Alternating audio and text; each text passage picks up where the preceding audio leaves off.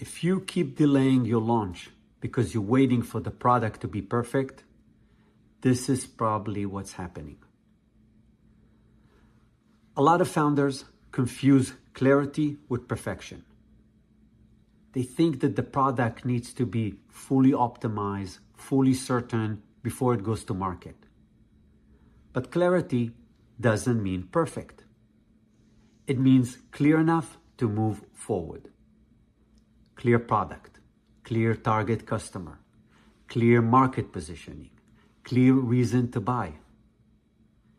If it's strong enough to compete and clear enough to sell, it's good enough to launch and let the market teach you the rest.